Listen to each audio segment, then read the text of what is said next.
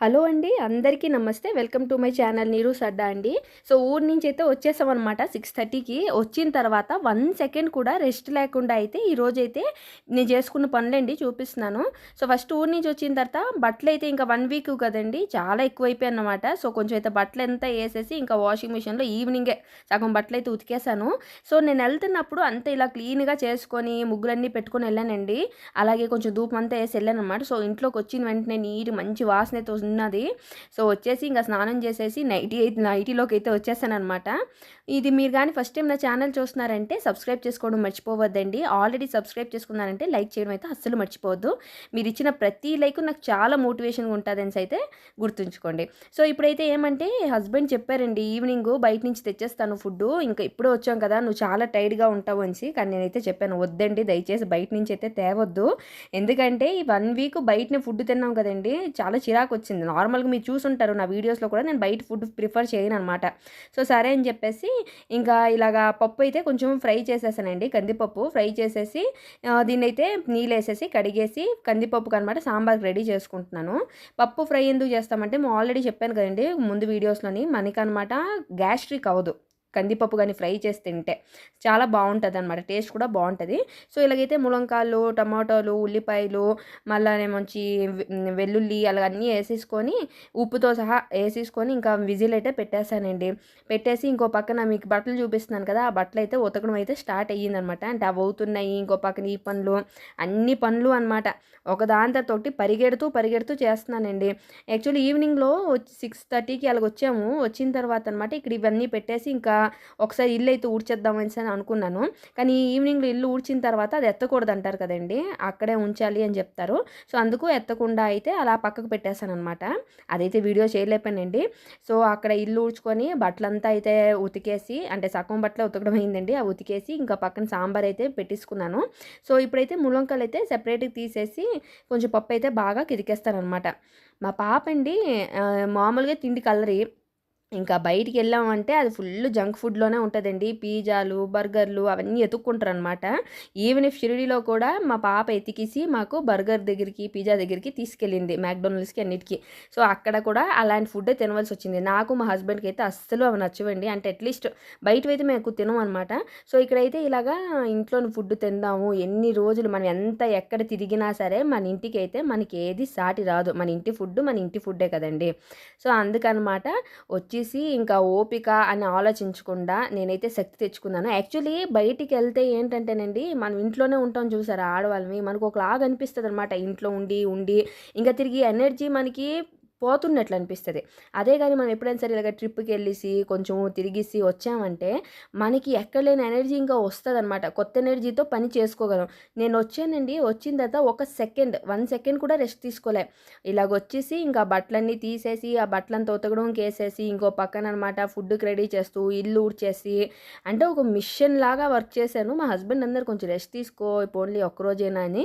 So, Sunday ఈరోజనమాట morning అయినా సరే breakfast బయట నుంచే తెచ్చేస్తానన్నారు. నేనున్నాను వద్దండి ఇంకా బయట నుంచైతే దయచేసి ఒక 1 మంత్ వరకైతే చెప్పొద్దు నాకు అని చెప్పేసి ఇంట్లోనే అనమాట ప్రిపేర్ చేస్తున్నాను. సో, సాంబార్ అయితే ఇలా సాంబార్ పౌడర్ అన్నీ యేసుకొని ఒక ఉడికిన తర్వాత దీనికైతే పోపేసేసుకుంటానండి సాంబార్‌కి. ఇంకో పక్కన బీట్రూట్ ఉండేవండి.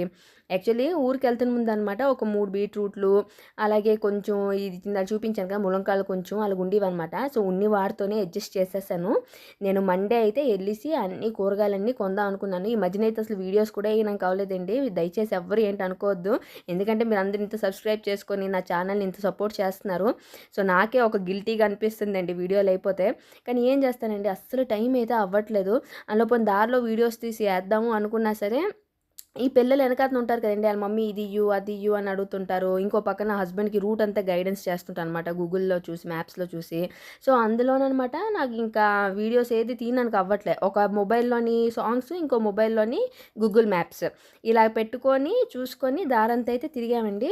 సో, ట్రిప్ అంటే మేము ఫస్ట్ అనమాట మీకు చూపించాను కదా నేను. అంటే వీడియోస్‌లోని అలాగ అన్నిటికి ఎళ్ళేసి మనం అన్నీ చూసుకొని పీస్‌ఫుల్‌గా హాయిగా దేవుళ్ళన్నీ చూసుకొని వచ్చామండి. దారిలో మాల్‌లోని ఫ్లడ్స్ అన్నీ అంటుండేవారు అందరూ. కానీ మేమైతే ఎక్కడ దేనికి దొరకలేదండి.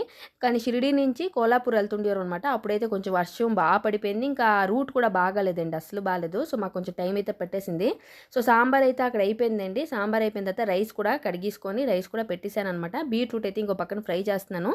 సో, బీట్రూట్ అనేది ఇలా ఫ్రై చేసి ఎప్పుడైనా అంటే పల్చగా కోసుకొని చిన్న చిన్న ముక్కలు కోసేసుకొని సో, ఉత్తి ఆయిల్‌లో అనమాట. అంటే కొంచెం ఆయిలేనండి, ఎక్కువ ఆయిల్ ఎయొద్దు. కొంచెం ఆయిల్‌లో అనమాట బీట్రూట్ ఏసేసి ఒక 5 నిమిషాల వరకు ఫ్రై చేయండి.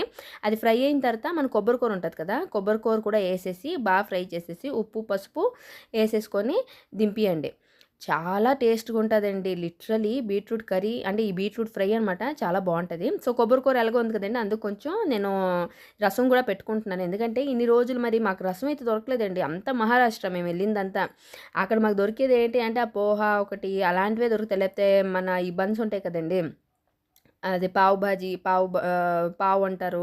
ఆ పావు భాజీ అంటారు. అలాంటివే దొరుకుతాయన్నమాట. వడా పావ్సు ఇలాంటివే అన్నీ దొరికేవి. సో, రైస్ కూడా మెతుకులు లాంటి రైస్ అండి. ఎక్కడైనా ఇన్‌కేస్ దొరికినా చాలా అంటే ఒక ఈవెన్ మేము ఉండేది అయితే ఇంటర్నేషనల్ హోటల్స్‌లోనే ఉన్నామండి. అక్కడ కూడా మాకు రైస్ కూడా మెతుకుల్లాగా అనమాట. దిగుతుండేది కాదు యాక్చువల్లీ. సో, ఎలాగో మరి ఇంకా అందుకే నా నోరైతే చచ్చిపోయింది. నేను చెప్పాను నాకు అన్నీ స్వీట్‌గానే ఉంటాయండి. మన సైడోలో అయితే కొంచెం ఫుడ్‌కైతే కష్టం అనమాట అడ్జస్ట్ అవ్వడం. సో, అయినా సరే ఇంకా బాబా దయ వల్ల మాకు దర్శనాలైతే అన్నీ బాగా అయ్యేవి. 3 రోజులు 3 నైట్స్ అండి. 3 నైట్స్‌లో 4 టైమ్స్ అయితే దర్శనం అయ్యింది. సో, చాలా అంటే చాలా ప్లెజెంట్‌గా అనిపించింది. ఏదో అనుకున్నందుకు బాబా దయ వల్ల దర్శనాలన్నీ బాగా అయిపోయి మేము క్షేమంగా ఎళ్ళేసి వచ్చేసామనమాట. అదే ఇంపార్టెంట్. వచ్చిన తర్వాత ఇదోటి ఇలాగ ఫుడ్ అయితే అన్నీ రెడీ చేసేసుకున్నాను. మా పిల్లలకైతే ఇంకా మెయిన్ మా పాపకండి అది శుభ్రంగా తినలేదనమాట. ఆళ్ళకి కూర్చోబెట్టి ఇంకా ఈ ఫుడ్ అయితే ఇదోటి ఇలా పోపేసేసుకుంటున్నాననమాట. ఇంకో పక్కన రసంకి ఇది చేసేసి తినిపించేస్తాననమాట ఆళ్ళకి ఇవంతా. సో, ఈ వీడియో అయితే ఇంతేనండి. చాలా అంటే పనులు చాలా ఫాస్ట్‌గా చేసుకుంటున్నాను. చిన్న వీడియోయే యేసాను. సో, మిస్ అవ్వకుండా అయితే వీడియో మొత్తం చూడండి. సో, వీడియో అంతా చూసి ఉంటేనే ఇది తెలిసుంటది. నేను ఈరోజు ఈ పనులన్నీ ఇలా చేసుకున్నాననేసి. సో, ఇప్పటి వరకు చూసినందుకు థ్యాంక్ యూ సో మచ్ అండి. నేను ట్రై చేస్తానండి నెక్స్ట్ టైమ్ నుంచి వీడియోస్ అయితే ఎక్కువ పోస్ట్ చేయడానికి. ఎందుకంటే నాకు నిజంగానే ఒక గిల్టీ‌లా ఫీలింగ్ వచ్చిందండి. చాలామంది వీడియోస్ పాపం అంటే సబ్స్క్రైబ్ చేసుకున్నారు. జెన్యూన్‌గా వచ్చిన సబ్స్క్రైబర్స్ ఎక్కువ మందండి. సో, ఇది గాని నేను గాని వీడియోస్ ఏయకుండా ఉంటే నాకేదో నా దీనికి నేను ఇది చేస్తున్నట్లు అనిపించట్లేదనమాట. అంటే జస్టిస్ ఇస్తున్నట్లయితే అనిపియట్లేదు. సో, ఇలాగైతే ఫుడ్ అండి. ఇలా ఫుడ్ చేసి సాంబారు, రైసు, పళ్ళెం అయితే చేసుకున్నాను. వీడియో అయితే ఇంతే అండి. థ్యాంక్ యూ సో మచ్ అండి. Have a nice day.